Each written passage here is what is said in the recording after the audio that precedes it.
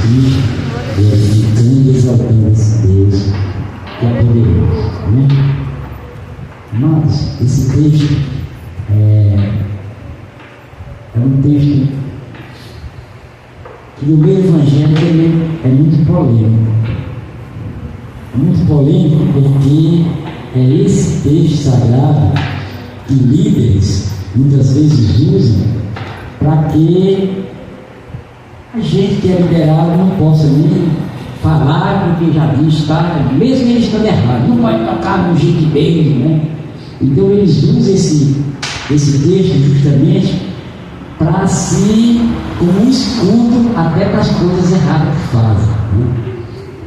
Sendo que, se nós formos caminhar dentro da Bíblia Sagrada, na época, era ungido, quem era os ungidos de Deus? Era rei, profeta e sacerdote. Rei, profeta e sacerdote. 3 pessoas apenas eram ungidas, né? Então, eram pessoas que realmente eram intocáveis. Agora, por que eles eram ungidos? Né? Eram intocáveis. O rei era intocável porque ele dominava a nação, né? O sacerdote dominava a religião, né? E o profeta porque tinha um elo direto com Deus. Deus falava ao profeta e o profeta anunciava ao povo, né?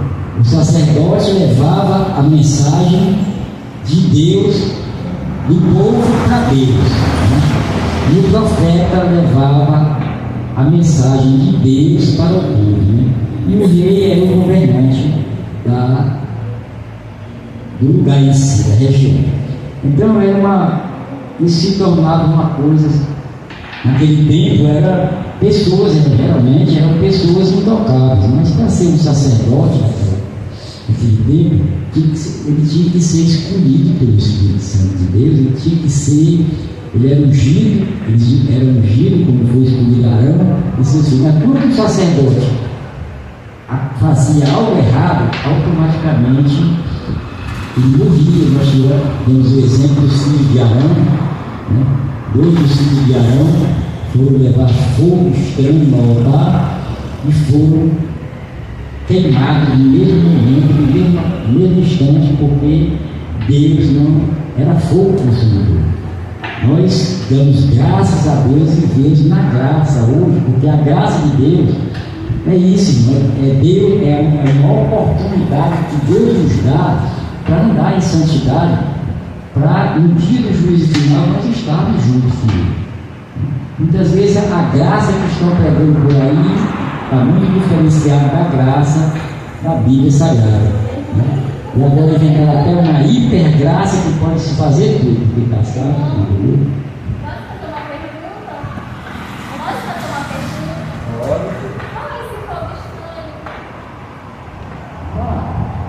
É porque eles foram, eu não entendo bem, só que o fogo estranho hoje em dia é aquelas pessoas, por exemplo, quando fala-se na blasfêmia com o Espírito Santo, nós vamos analisar a blasfêmia com o Espírito Santo, que Jesus Cristo que era a única coisa, que o único pecado que não havia perdão. Como foi que aconteceu a situação? Jesus estava curando, fazendo os milagres, e os fariseus disseram que ele estava curando pelo poder de Deus é Deus. Então, o que é? Aí ele disse que a blasfêmia não ia ter perdão, por quê? Porque ele estava comparando o Espírito Santo de Deus com o Espírito de demônio, né? Aí hoje a blasfêmia do Espírito Santo, nós vemos muito nos altares, cidadão lá pregando com espírito de engano, desviando a palavra de Deus. A palavra de Deus não tem nada com Deus, pregando, falando até em mistério, mas com espírito de engano. Então ele está com o espírito de demônio comparando com o Espírito Santo de Deus, né? Até falando que é o Espírito Santo de Deus. Muitas vezes usa isso até para se tornar intocável, né? E a questão é essa: o fogo estranho era coisa que não era aceita por Deus. Por exemplo, eles fossem fazer, porque para fazer tinha os incêndios, tudo está queimado no templo, né? Mas era tudo preparado lá, ungido, Galho reunido, os sacerdotes, foi de tudo naquelas situações. Eles faziam tudo preparado justamente para aquilo. Era os incensários, o carvão que eles queimavam e colocavam no incensário, o incenso, tudo aquilo era preparado. E eles teve que trazer algo de fora, né, que não estava purificado, não estava santificado no tempo para fazer algum trabalho dentro do tempo. Deve ter sido mais ou menos dessa forma. Então, havia essa situação dos ungidos de Deus, os três Deus, né? Aí eles usam hoje, muitas vezes, processo até do Espírito de engano, como eu acabei de falar, que a gente vê muitos aí, que se você for analisar, não tem nada com Deus, fala de si próprio, apresenta a si próprio. Da palavra ninguém ouve nada, muitas vezes. Porque eu sou isso, eu sou aquilo, sou aquilo outro, eu vim da lá, Deus fez isso por mim, Deus fez isso. Gente, e a palavra de Deus, a palavra que vai nos orientar a seguir a Deus, onde é que está? Por isso que dificilmente aí chegam oferecendo, e Deus vai te dar isso, vai te dar aquilo, Deus não vai dar nada, que não ofereceu, não prometeu nada disso para ninguém. Jesus Cristo não prometeu casa, não prometeu carro, não prometeu nada disso para ninguém. Vamos analisar Jesus Cristo. Nós queremos ser um cristão, mas nós temos que seguir a Jesus Cristo. Nós temos que nos procurar nos santificar, né? Andar em santificação para ter uma vida semelhante ao caráter nosso, ser semelhante ao caráter de Cristo, né? Aí nós vamos nos autoanalisar. Mas já que tudo está errado, nós vamos nos autoanalisar, porque diz: examine o homem a si mesmo. Quando esse contexto fala homem, fala no gênero humano. Para nós nos examinarmos, né? Para nós nos examinarmos se nós estamos fazendo realmente certo ou realmente errado. Aí a gente vem aqui para o Atos dos Apóstolos, quando houve um derramamento do Espírito Santo. Naquele tempo não havia tido ainda o derramamento do Espírito Santo. A única pessoa que o Espírito Santo chegava a falar com o povo era os profetas que eram usados pelo Espírito Santo para falar para o povo, né? E hoje, irmãos, depois do derramamento do Espírito Santo, quem é ungido de Deus? Você. Porque Deus derramou o Espírito Santo sobre toda a carne. Aí, como é que eu estou tocando a gente? Agora ficou fácil, não, foi pior.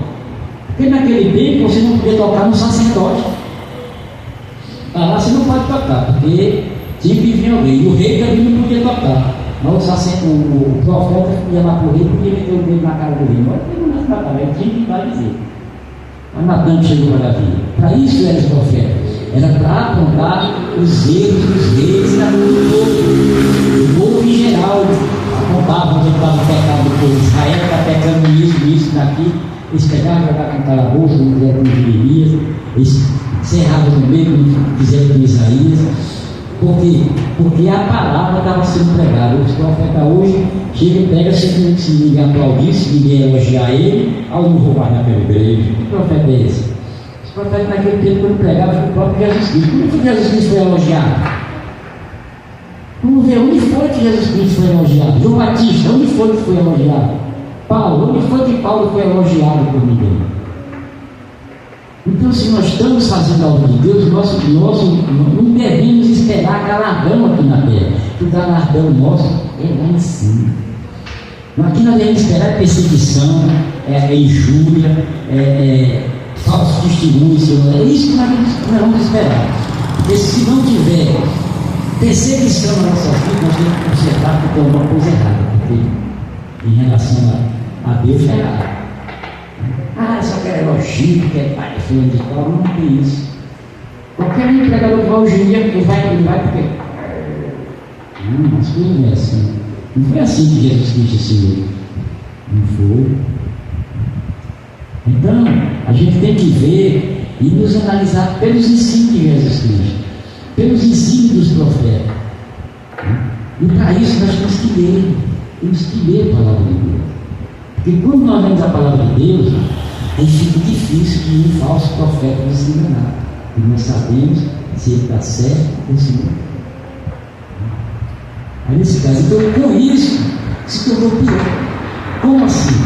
A graça, se nós vamos os mandamentos da graça, não é porque só são dois mandamentos. Ama a Deus sobre todas as coisas, é o teu próximo como a ti mesmo. Aí vamos dizer, quem ama mata. Quem ama fala mal do outro. Quem ama fala. Gente, aí não, só no amor, sabe? Fora as outras coisas. Né? Que é o único mandamento da graça, né? É o amor. Aí tem o que nós amemos. Se nós amemos, não falar mal do nosso irmão, mas não. Ele pode amar um ou outro, não é ainda o teu próximo como a ti mesmo. Quem é teu próximo? É qualquer um, gente. É todo aquele que foi feito por toda a terra igual a nós, é nosso próximo. É nosso irmão. Ele foi feito do mesmo pó, da mesma terra. Aí ficou, porque nós somos todos ungidos, nós somos ungidos de Deus. Então eu vou falar da irmã Luena, estou tocando no ungido de Deus. Tu falar da irmã Érica, estou tocando no ungido de Deus. Até uma criança dessa, que as pessoas mais ungidas de Deus. Nós que Jesus Cristo escolheu, diz que delas é o reino dos céus. Se nós tocarmos, denegrindo qualquer pessoa, nós estamos tocando no ungido de Deus. Qualquer pessoa que está confessa em Cristo. Né? A palavra de Deus, até com a arrebatamento de Deus todo, né? Naquele grande dia, os mortos em Cristo ressuscitarão primeiro. Né? Então, todo aquele que aceita Jesus Cristo e diz, eu sou cheio do Espírito Santo, mas dá calote no comércio, briga por qualquer coisa, xinga, fala palavrão, deixa de ir na igreja para ir para o futebol, deixa de ajudar um irmão para gastar o dinheiro com outras coisas vãs, tá? E é cheio do Espírito Santo. O Espírito Santo é Deus. O que foi que Deus mandou nós fazer? Por que mandou nós fazer? Então, como é que eu estou cheio de Deus se eu faço coisa errada? Como é que eu estou cheio de Deus? Então, a unção é uma coisa totalmente diferente do que muitos se apresentam por aí, diz que é cheio. Eu estou cheio da unção por isso, por aquilo, por aquilo. Eu vim ali, saí de cá, pensar de cá.